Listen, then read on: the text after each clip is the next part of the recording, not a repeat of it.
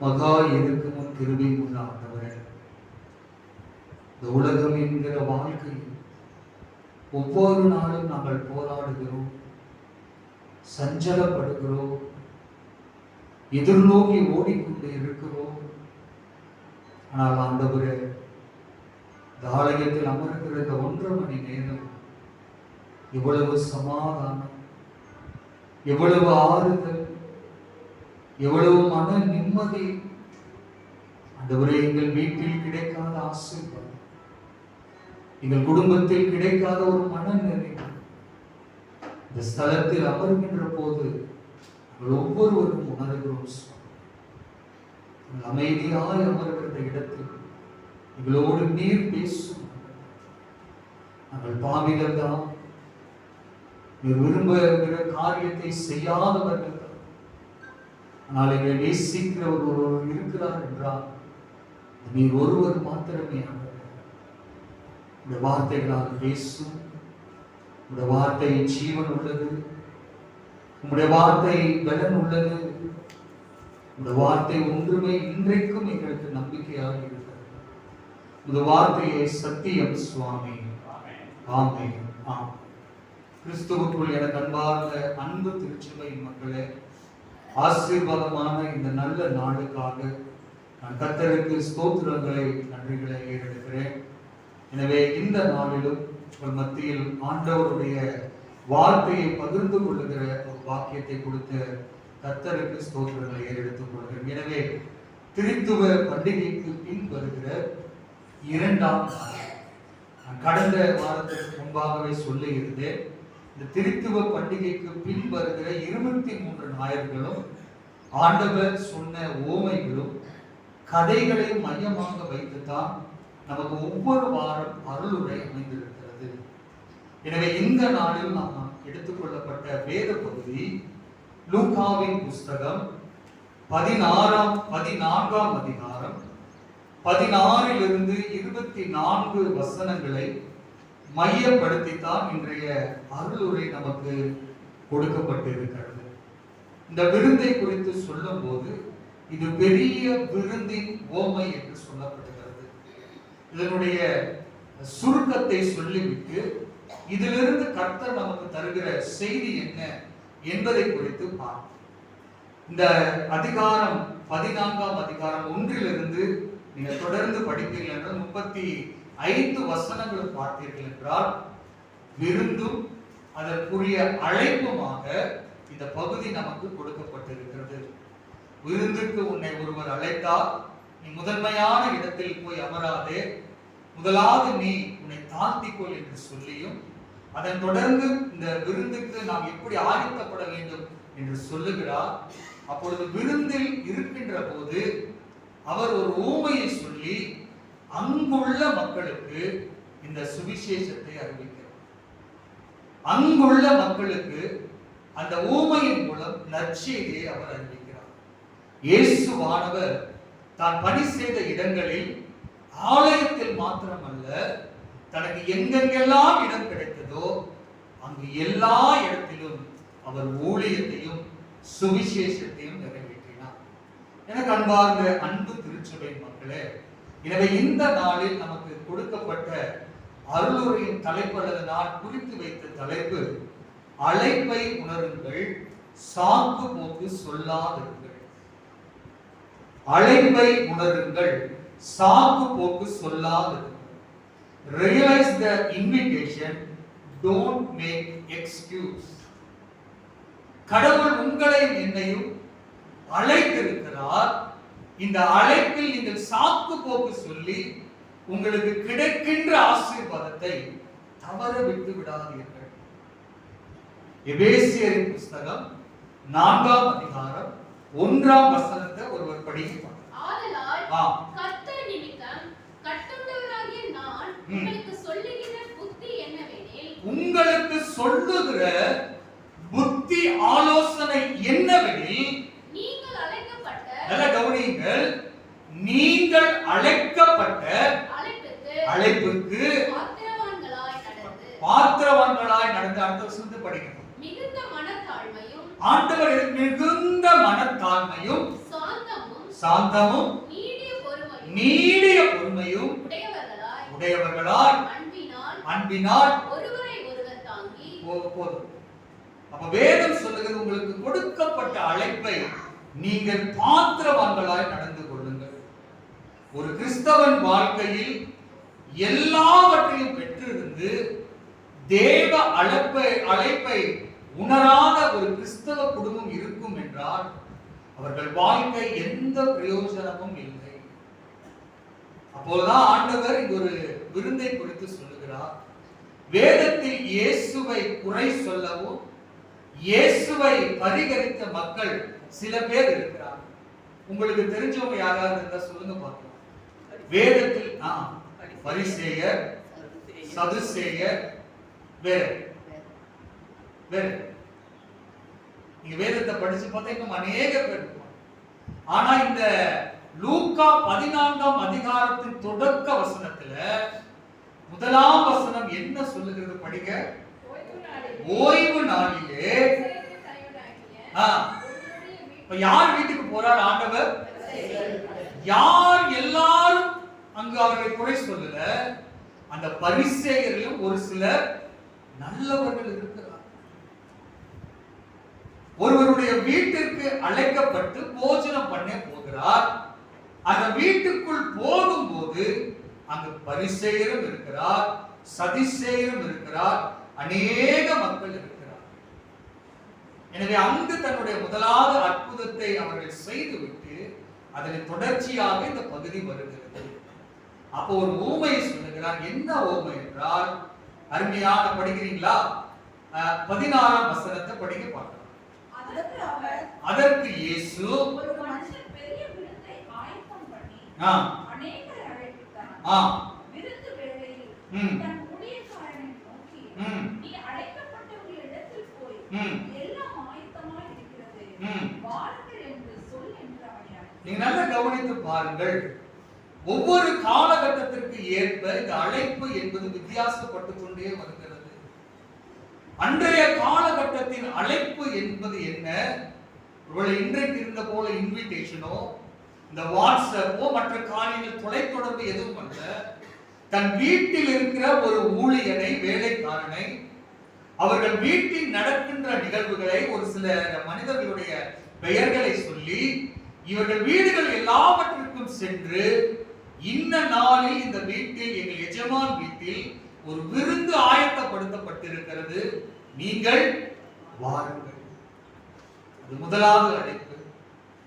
இரண்டாவது அழைப்பு, அந்த நிகழ்வுக்கு முன்னத்த நாள், அதற்கு 2 நாட்களுக்கு முன்பாக மீண்டும் அதே வேலைக்காரன் வந்து, ஐயா உங்களுக்கு கடந்த நாளில் நான் சொன்னேனே, அந்த அழைப்பை நினைவு கூற, உங்களுக்கு ஞாபகப்படுத்த இந்த நாளில் வந்தேன், அழைப்பை மறந்து விடாதீர்கள். மூன்றாவது அழைப்பு, அந்த நாள் நிகழ்வின் போது காலை வேளையில் வந்து, ஐயா இன்றைக்கு அந்த நினைவு நடைபெறுகிற நாளாக இருக்கிறது, மறக்காமல் வந்து விடுங்கள். இதுதான் அன்றைய காலகட்டத்தில் நடந்த அழைப்பின் விருந்தோம்பலாக இருந்தது. காலங்கள் மாறியது. ஒருவேளை நம்முடைய முன்னோடி காலங்களில் பார்த்தால் அழைப்புதல்கள் வரும். இன்னும் நம்முடைய வாழ்க்கையில இன்னும் சில பேர் தங்கள் வீடுகளில் பழைய கால கடிதங்களை வைத்திருக்கும். இன்றைய கால அந்த கடிதம் வந்தா, இங்கிலாந்து லெட்டர் வந்தாலே அவ்வளவு ஒரு சந்தோஷம். ஆனால் அது எழுதப்பட்டிருக்கிறது வெறும் வார்த்தைகள் தான். ஆனால் அந்த வார்த்தைகளை அந்த மனித முகத்தோடு ஒப்பிட்டு படிக்கும் போது அதில் வருகிற கண்ணீர் ஏராளம் ஏராளம். எத்தனை பேர் அதை உணர்ந்திருக்கீங்கன்னு தெரியல. இங்கிருந்தோ வருகிற உறவினர் கடிதத்தை அதை பார்க்கும் போதே, அந்த கடிதத்தின் வார்த்தைகளை படிக்கும் போதே அவ்வளவு மனநிறைவு இருந்தது. இன்றைக்கு அந்த லெட்டர் சமுதாயம் மறைந்தது. இன்றைக்கு எந்த செய்தியும் நொடிக்குள் உலகெங்கும் பரப்புகிற காலகட்டத்தில் நாம் வாழுகிறோம். கருமையான தேவ பிள்ளைகளே, அன்றைக்கு அந்த 3 அழைப்பு வந்ததை போலதான் இன்றைக்கும் நமக்கு வார வாரம் இந்த அழைப்பு 3 நிலைகளில் வருகிறது. எப்படி சொல்ல முடியுங்களா? அன்றைக்கு எப்படி அந்த அழைப்பு ஞாபகப்படுத்தப்பட்டதோ இன்றைக்கு வார வாரம் அந்த அழைப்பு உங்களுக்கு ஞாபகப்படுத்தப்படுகிறது. ஆலய மணி என்கிற ஓசையில்,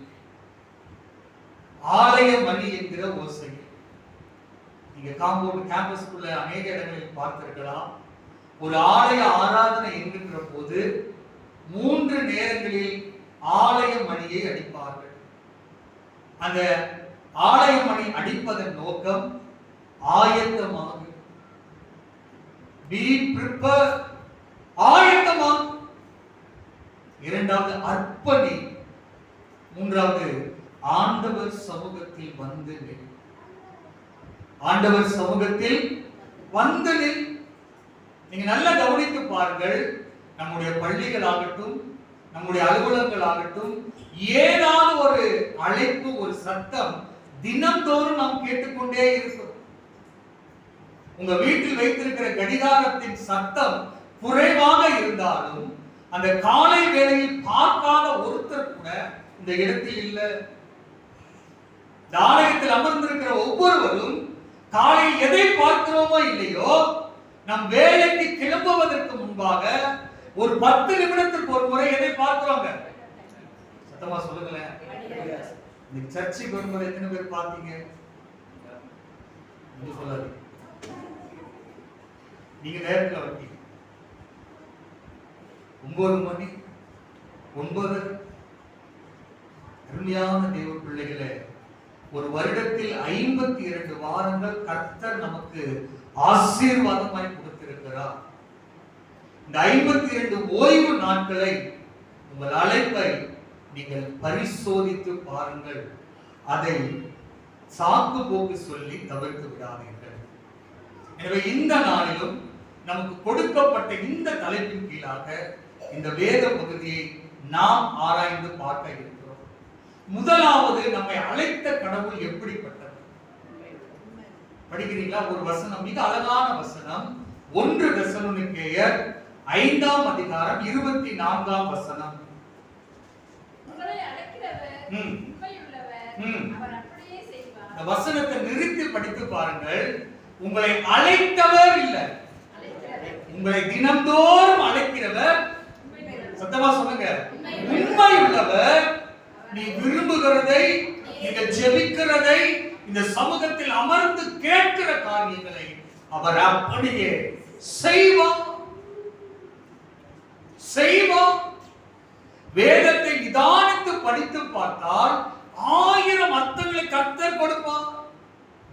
உங்களை அழைக்கிறவர் அழைத்தவர் அல்ல, ஒவ்வொரு வாரம் அழைக்கிற கர்த்தர் உண்மையுள்ளவர். நீங்கள் எதிர்பார்க்கிற காரியங்களை ஆண்டவர் நமக்கு செய்யக்கூடிய ஒருவராக இருக்கிறார். அப்ப நம்முடைய வாழ்க்கையில் இந்த அழைப்பை உணர்ந்தவர்களாய் இருக்க வேண்டுமே தவிர சாக்கு போக்கு சொல்லி தவிர்க்கிறவர்களாய் நீங்களும் நானும் இருக்கக்கூடாது.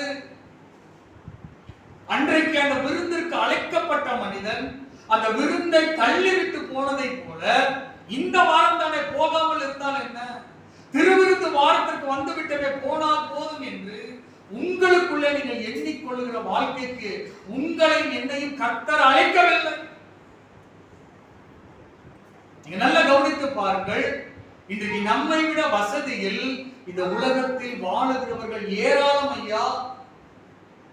இன்றைக்கு உங்களை விட, என்னை விட ஞானத்தில், அறிவில், கல்வியில், வசதியில் பெருகியவர்கள் ஏராளம்.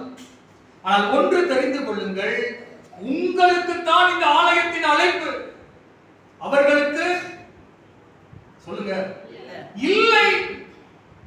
இன்றைக்கு திறக்கப்பட்ட ஆலயத்தில் அமர்கிற அழைப்பு, பேசுகிற எங்களுக்கும், கேட்கிற அமர்ந்திருக்கிற உங்களுக்கும் அழைப்பு. இந்த அழைப்பை உணர்ந்து வருகின்ற போது அதில் இருக்கிற ஆசீர்வாதங்கள் வேறு.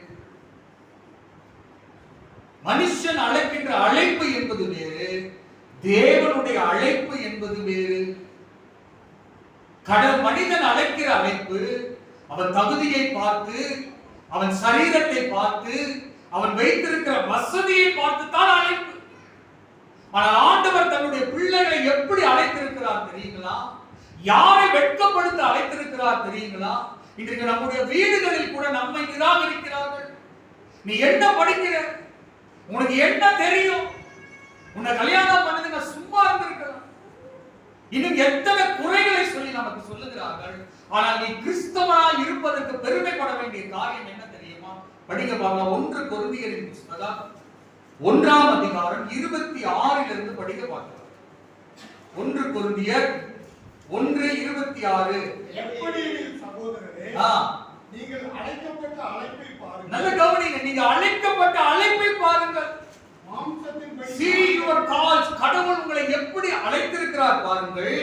மாம்சத்தின்படி ஞானிகள் அநேகர் இல்லை. மாம்சத்தின்படி ஞானிகள் அநேகர் இல்லை. வல்லவர்கள் அநேகர் இல்லை. பிரபுக்கள் அநேகர் இல்லை.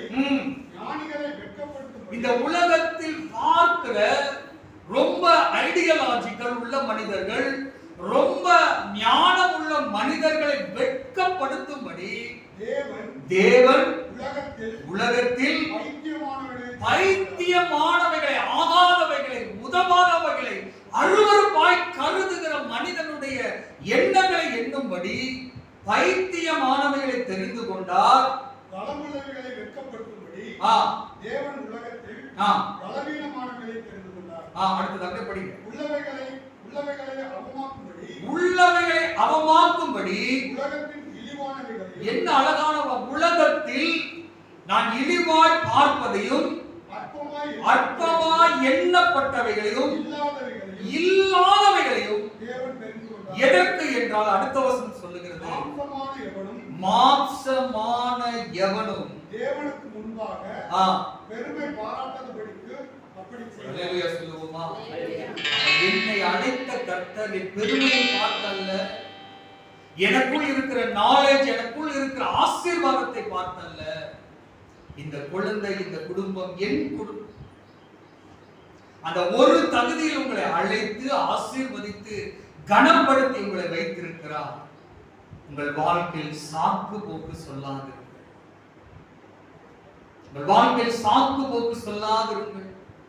ஒவ்வொரு மணித்துளையும் நம் உலகத்திற்கு கொடுக்கிற அதே கணத்தை வாரத்தின் நாளாகிய முதல் நாளாகிய இந்த ஓய்வு நாளில் ஆயத்தப்பட வேண்டும்.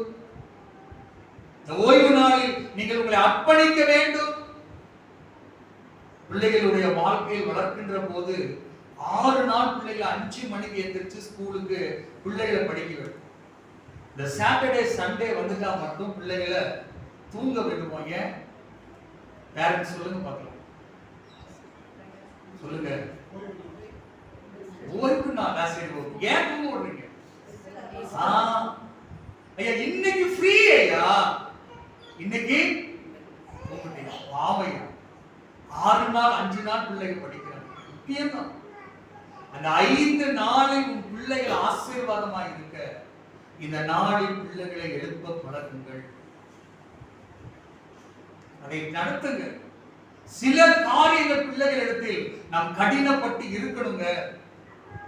உலக காரியங்களை விட தேவனுக்கு பயப்படும் காரியங்களில் பிள்ளைகளை வளர்த்த வேண்டிய கடமை இங்க அமர்ந்திருக்கிற நாம் ஒவ்வொருவருடைய கடமை. எந்த குழந்தையும் நீங்கள் இலவசமாய் பெறல. உங்க வீட்டில் இருக்கிற எந்த குழந்தையும் நீங்கள் இலவசமாய் பெறல. எங்கோ இருந்தது எடுத்துட்டு வரல. நீங்க ஜெபித்து விரும்பி சுமந்து அழுது பெற்றிருக்கிற அந்த குழந்தைகளை நான் உலகத்திற்கு ஏற்ற வண்ணம் வாழ்வதை விட என் பிள்ளை கடவுளுக்கு பிரியமாய் வளர்ப்பேன் என்றால் அது என் குடும்பத்தின் ஆசீர்வாதம். அதுதான் கர்த்தர் எனக்கு கொடுத்த அழைப்பாய் இருக்கிறது. அப்ப இன்றைக்கு இந்த பகுதியில் இருக்கும் 3 காரியங்களை நான் உங்களுக்கு ஞாபகப்படுத்த விரும்புகிறேன். முதலாவது, ஒரு மனிதன் சொல்லுகிற சாக்கு போக்கு என்ன?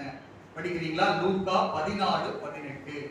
அவர்கள் எல்லோரும் போக்கு சொல்ல தொடங்கினார்கள்.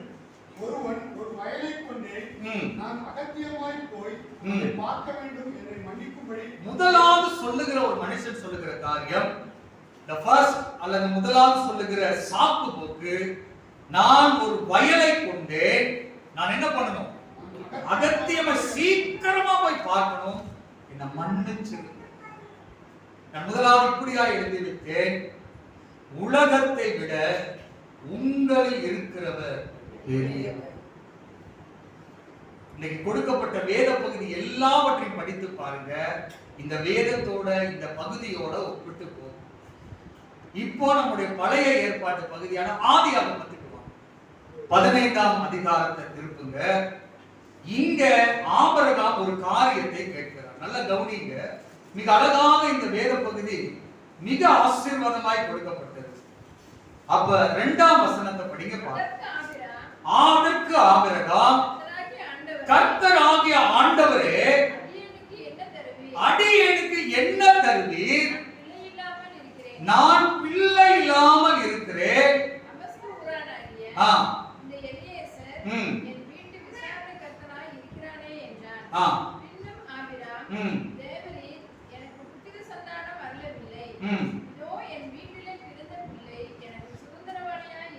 நான் முதலாவது சொன்னேன், உலகத்தை விட சிறந்தவர் கர்த்தர். தேவ சமூகத்தில் வருகிற ஆபிரகாம் தனக்கு குழந்தை இல்லை என்று சொல்லி ஆண்டவரிடத்தில் கேட்கிற, ஆண்டவரே, அடியேனுக்கு நீர் என்ன தருவீர்? இந்த உலகத்தை பார்க்கிறேன், எல்லாரும் குழந்தைகளோடு வம்சங்களோடு ஆசீர்வாதமாய் இருக்கிறார்கள். என்னுடன் இருக்கிற இந்த எலியேசர், தமஸ்கு ஊரானாகிய எலியேசர் விசாரணையா இருக்கிறார். நீர் எல்லாரையும் ஆசீர்வதிக்கிறீர். ஆண்டவரே, எனக்கு என்ன நீர் வைத்திருக்கிறீர்? உலக காரியங்களை பார்த்து அவர் கேட்கிறார். ஆனால் வேதத்தின்படி பாருங்கள், ஆண்டவர் அவரை வெளியே அழைத்து அவர் கொடுக்கிற ஆசீர்வாதம் நல்ல கவனிங்க. 5ஆம் வசனம் சொல்லுகிறது, எப்பா நீ கேட்டது சரிதான், இங்க வாப்பான்னு அழைக்கிறார். அந்த அழைப்புக்கு கீழ்ப்பிடிந்து வருகிறார். வந்தவுடன் அவர் சொல்லுகிறார், நீ வானத்தை அண்ணாந்து பார்.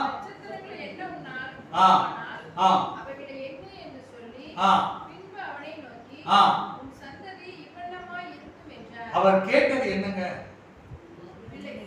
என்ன கேட்டாரு? இவர் என்ன சொல்றாரு? இந்த ரெண்டுக்கும் இருக்கிற வித்தியாசத்தை கவனிச்சீங்களா? இந்த ரெண்டுக்கும் இருக்கிற வேறுபாடு பாருங்க. ஆண்டவரே, எனக்கு ஒரு குழந்தையை கொடுங்கன்னு கேட்கிறாரு. ஆண்டவர் சொல்ற, ஏன் அழைப்புக்கு நீ கீழ்ப்படிந்து வாப்பா, உனக்கு குழந்தை அல்ல சந்ததியை நான் தர சித்தம் உள்ளவனாய் இருக்கிறேன். நீங்களும் நான் யாருடைய சந்ததியா? தைரியமா சொல்லுங்க. ஆபிரகாமின் வழிமரபினர் சந்ததியினராய் கர்த்தர் நம்மை வைத்திருக்கிற காரணம் அந்த ஒரு மனிதனுடைய விசுவாசம். உலகத்தை பார்த்ததை விட என்னை அழைத்தவர் உண்மை உள்ளவர், எனக்கு ஒரு சந்ததியை தருவார். அந்த 6ஆம் வசனத்தை படிக்க பார்க்கலாம். அவன் கர்த்தரை விசுவாசித்து அது தனக்கு கிடைக்கும் என்று எண்ணினான். அந்த வார்த்தையின்படி கர்த்தர் அவன் வாழ்க்கையில் செவிசாய்த்தார். அப்ப விருந்துக்கு வந்த மனிதன் தன்னுடைய உலக காரியங்களை விரும்பினானே தவிர தன்னை அழைத்த நோக்கத்தை மறந்து போனான். இன்றைக்கும் நம்முடைய கிறிஸ்தவர்கள் அநேக நிகழ்வுகளை எப்ப வைக்கிறாங்கன்னு பாத்தீங்கன்னா, சண்டே. நீங்க சர்வீஸ்ல பாதியில வந்துருங்க, ஐயருக்கு தோத்திரம் பண்ணிட்டு வந்துருங்க, காணிக்க போட்டு வந்துருங்க, அதோட அப்படின்னு ஆசீர்வாதம் தானே. ஒரு வகுப்பில் அமர்ந்து படிக்கிறனா அன்றைய நாளுக்குரிய அத்தனை சப்ஜெக்ட் அமர்ந்து கேட்கும். உன் வேலை ஸ்தலத்தில் காலையிலிருந்து மாலை வரை அந்த வேலைக்கு கனத்தை கொடுக்கிற நீ, உலகத்தை விட அதை நடத்துகிற கர்த்தர் எனக்கு கொடுத்த இந்த அழைப்பை நான் உதாசீனப்படுத்துவேன் என்றால், நான் தவற விடுவேன் என்றால், அது யாருக்கு இழப்பு அல்ல, அது எனக்கு பெரிய இழப்பு. காரணம் வேதம் சொல்லுகிறது, மத்தேயு 16:26, மனுஷன் உலகம் முழுவதையும், எதையும் அல்ல, இந்த உலகம் முழுவதையும் ஆதாயப்படுத்திக் கொண்டாலும் தன் ஜீவனை நஷ்டப்படுத்தினான் அவனுக்கு லாபம் என்ன? ஏனென்றால் தன் ஜீவனுக்கு ஈடாக என்னத்தை கொடுப்பான்? என்னத்தை கொடுக்க முடியும்? எல்லாவற்றுக்கும் ஒரு ரீப்ளேஸ்மெண்ட் இருக்கிறது.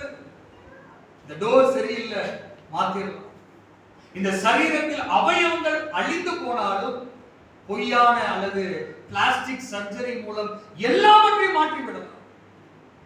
ஆனால் ஒரு சரீரத்தில் இருந்து ஆத்மா போய்விட்டது என்றால் அதை திரும்ப அந்த சரீரத்திற்கு கொண்டு வருவதற்கு முடியவே முடியாது. உலகம் உனக்கு முக்கியமா? உன்னை உண்டாக்கின கர்த்தர் முக்கியமா? உங்கள் கரத்தில் முடிவு இருக்கிறது.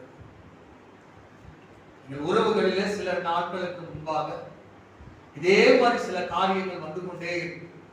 எந்த நிகழ்வு என்றாலும் அது ஞாயிற்றுக்கிழமை தான், 9 மணி தான், 10:30 மணி. ஒரு நாள் முடிவெடுத்து நான் சொல்லிவிட்டேன், நீங்கள் எதை நடத்தினாலும் ஞாயிற்றுக்கிழமை என்றால் எங்கள் குடும்பத்திற்கு பத்திரிகை வைக்காதீங்க, நான் வரமாட்டேன். இப்ப என்ன அவர்களே சொல்லி விடுகிறார்கள் என்றால், ஞாயிற்றுக்கிழமை என்றால் அவர்கள் வரமாட்டார்கள், அவர்களை எதிர்பார்க்க வேண்டாம். ஐயா, மற்ற காரியங்களில் நாம் சரியாக கடினப்படுகிறனா, இந்த ஓய்வு நாளிலும் நீங்கள் உங்களை ஆயத்தப்படுத்துங்கள். இந்த 1.5 மணி நேரம் நான் கடவுள் சமூகத்தில் அமர்கிறேன். எனக்கு கொடுத்த மிக முக்கியமான ஒரு நேரம். காரணம், என் ஆண்டவரோடு நான் பேச கர்த்தர் கொடுத்த ஒரு ஆசீர்வாதம். அப்ப முதலாவது உலகத்தை விட பெரியது. இரண்டாவது மனிதன் சொல்லுகிற காரியம் என்ன?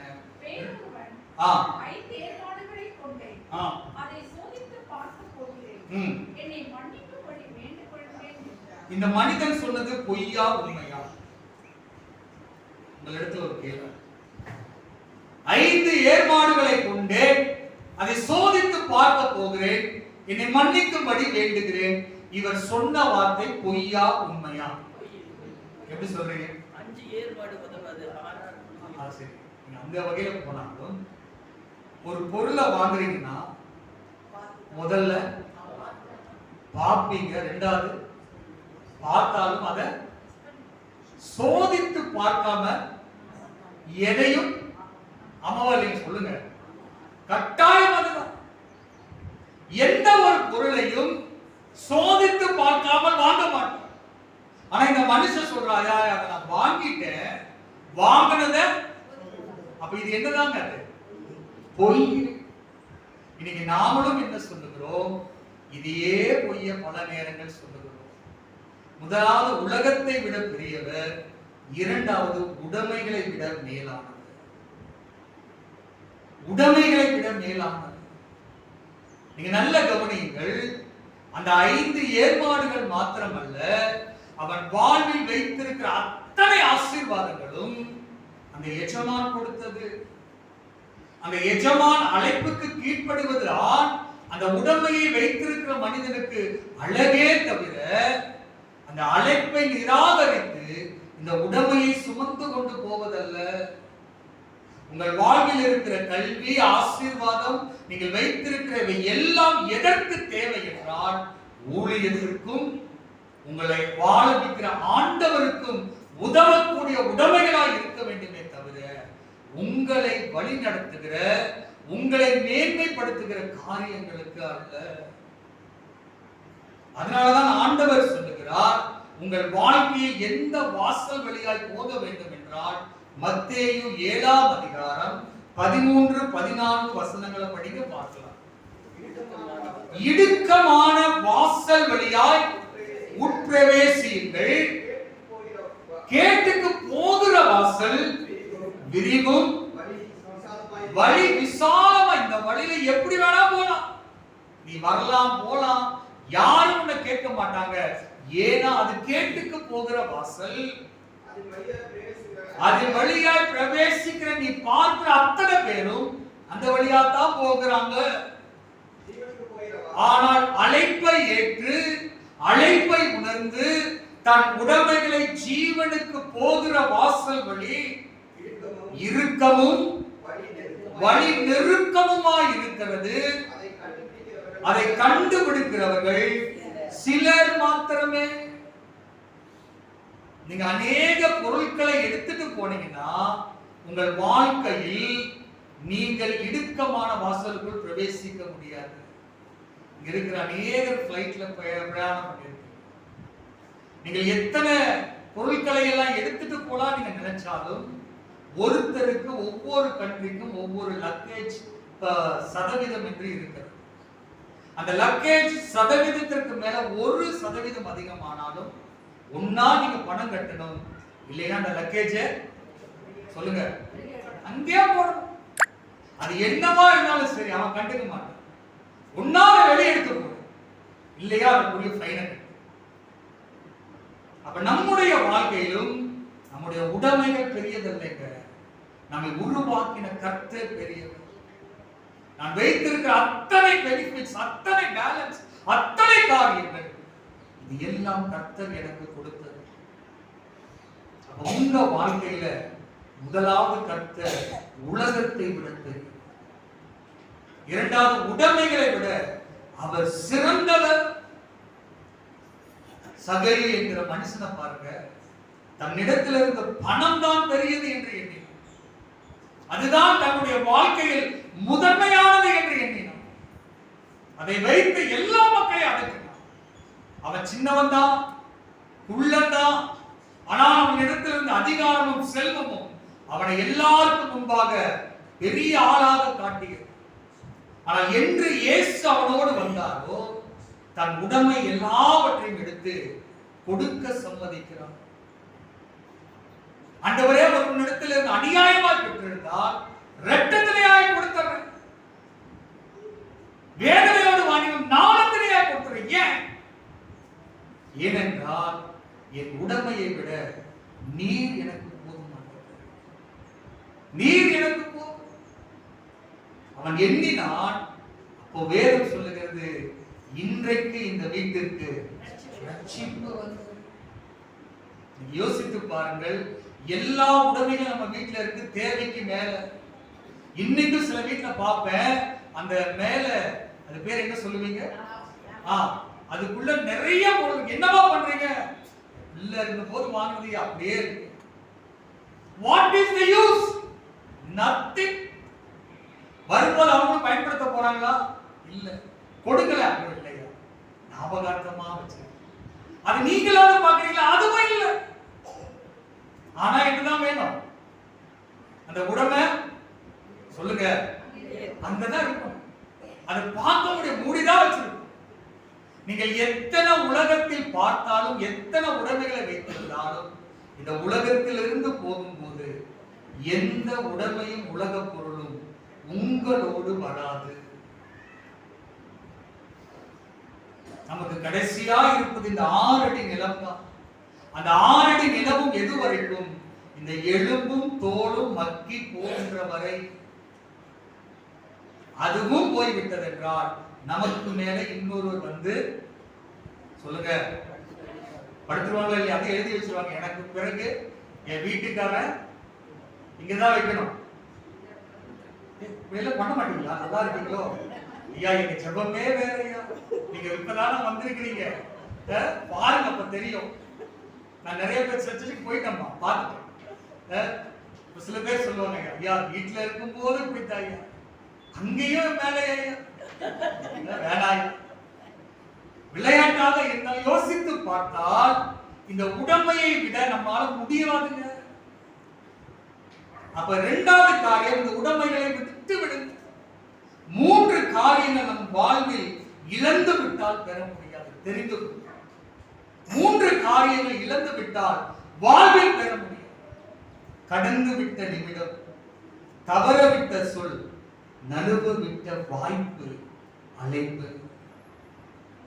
ஆலயத்திற்கு வரணும்னு நினைச்சு போக முடியலங்கிற ஒரு ஏக்கம் இருக்கணுங்க. அதை எண்ணி பாருங்க, அது ஒரு பெரிய ஆசீர்வாதம். முதலாவது உலகத்தை விட சிறந்தவர், உடைமையை விட மேலானவர். 3வது ஒருத்தர் சொல்லுகிற காரியம் படிக்க பார்க்கலாம். பெண்ணை விவாகம் பண்ணினேன், அதனால் நான் வரக்கூடாது என்றார். 3வது காரியம், உறவுகளை விட கர்த்தர் சிறந்தவர். உறவுகளை விட கர்த்தர் சிறந்தவர். அந்த எஜமான் தான் அந்த கல்யாணத்தை நடத்தி வைத்தார். அந்த எஜமான் தான் அந்த திருமணத்திற்கு உதவி செய்தார். ஆனா அந்த மனுஷன் சொல்றான், ஐயா இப்பதான் கல்யாணம் ஆயிட்டியா, நான் வரல. இன்னைக்கு நாம அதை சொல்றோம், இப்பதாயா வீட்டு காரியம் முடிஞ்சு, இந்த வாரம் வரல. இன்னைக்கு தாயா, நேத்து தாயா ஊர்ல இருந்தவங்க, அடுத்த வாரம் வரல. உறவை விட உங்களுடைய ஆண்டவர் பெரிய. நீங்க நல்லா கவனித்து பாருங்கள், நம்முடைய உறவு எது வரைக்கும் என்றால், அநேக உறவுகள் பொய்யாய் மாய்மானமானதாய் இருக்கிறது. நேற்று இரவு ஒரு செய்தியை படிக்கும் போது அழகான வார்த்தை பார்த்தேன். வார்த்தைக்கும் சுவை உண்டு. நாம் படிக்கின்ற வார்த்தைக்கும் சுவை உண்டு. அது என்ன வார்த்தை என்ற போது சொல்ல முடியுமா? கரெக்டா சொல்லுங்க. வார்த்தைக்கும் சுவை உண்டு. பொய் இனிக்கும், உண்மை யோசித்து. நம் வீட்டில் வருகிற அத்தனை உறவுகளும் பேசுவது பொய். உன் பெற்றோர் பேசுவது உண்மை. உன் பெற்றோர் பேசுவது உண்மை. உன் வாழ்வில் பார்க்கிற அத்தனை பேரும் உன் லாபத்தில், உன்னிடத்தில் நோக்கவத்தோடு எதிர்பார்க்கிறது பொய்யை பேசுகிறது. நீங்க வச்ச குழம்புதான் அவ்வளவு ருசி. உங்க வீடு சாப்பிட்டுதாமா நல்லா இருக்குது.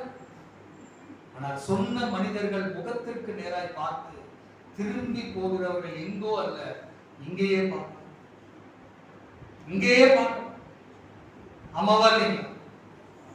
அம்மாவா இல்லையா? அப்ப நம்முடைய உறவு இன்னைக்கு அவன் சொல்லுகிறான், ஆண்டவரே இந்த காரியம் இப்பொழுதுதான் திருமணமாச்சு, வரக்கூடாது. நம்முடைய உறவுகள் எப்படி என்று வேதம் சொல்லுகிறது. படிச்சு பார்த்துருக்கீங்களா? ஒரு முறை நான் ஒரே பையன் வீட்டுல, எங்க வீட்டுல கூட பிறந்தவங்க யாரு?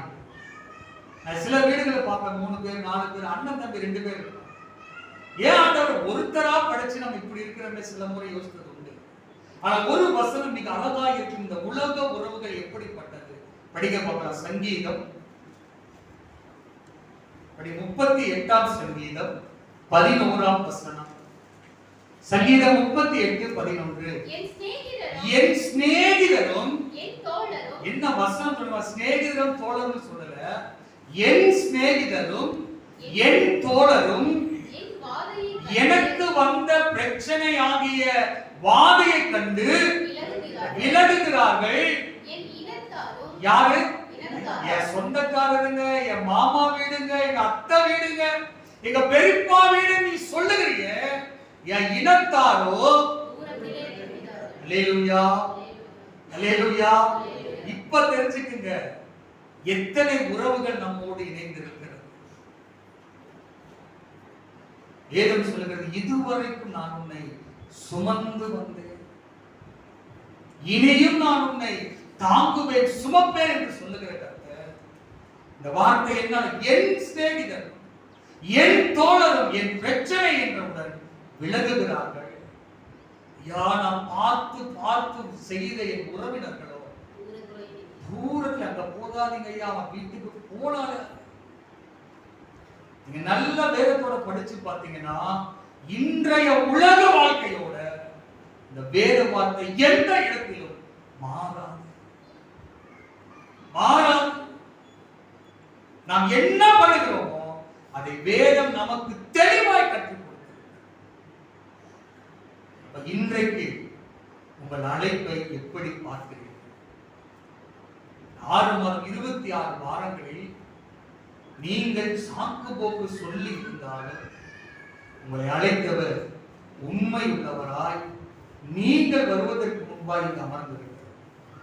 ஒவ்வொரு மாதமும் ஒவ்வொரு வருடமும் துவக்கத்திலும் இறுதியிலும் ஒரு பரிசுத்தமான விருந்தை ஆயத்தப்படுத்தி உங்களை கழுவி பரிசுத்தப்படுத்தி என் பிள்ளை இப்படி இருக்க வேண்டும் என்று ஞாபகப்படுத்திக் கொண்டே இருக்கிறார். இந்த அழைப்பு எதுவரை இந்த சரீரத்தில் ஜீவன் இருக்கின்றவர். இந்த அழைப்பில் உலகத்தை பார்க்காது, உடமையை பார்க்காது, உறவை பார்க்காது, இதை 3ஐயும் கொடுத்த கர்த்தருக்கு நன்றியோடு இருக்க பழகு. வேதம் சொல்லுகிறது மத்தேயு 6:33, முதலாவது தேவனுடைய ராஜ்யத்தையும் அப்பொழுது இவைகள் எல்லாம் நீ நேசித்த உலகம், நீ விரும்பிய உடமை, நீ பார்த்த உறவு, எல்லாவற்றையும் கர்த்தர் கொடுப்பார். எப்பொழுது? உன் நாளின் முதன்மையான நேரத்தை, உன் சம்பளத்தின் முதன்மையான காணிக்கையை, உன் வாழ்வின் முதன்மையானதை கர்த்தருக்கு கொடு. உங்கள் வாழ்க்கை உயருவதை மற்றவர்கள் அல்ல, நீங்கள் பார்ப்பீர்கள். நீங்கள் பார்ப்பீர்கள். இந்த நாளில் இந்த அழைப்பை உணரும். 6 மாதங்கள் நான் எப்படி இருந்தோம் தெரியாத இந்த 1ஆம் தேதியிலிருந்து ஆலயத்தை தவறவிட நேரத்திற்கு நான் வர முயற்சிக்கிறேன். எதுவும் முடியாதது என்று இந்த உலகை எதுவும் நம்மை நாம் ஆயத்தப்படுத்தும். 6:30 மணிக்கு நான் எந்திரிச்சு போறோம். 6 மணிக்கு அவங்க போனாலும் பிள்ளைகளை மற்ற நாளை போலத்தான் இந்த ஓய்வு நாளிலும் எழுந்து அவர்களை கிளப்பி வைத்து விட்டுத்தான்.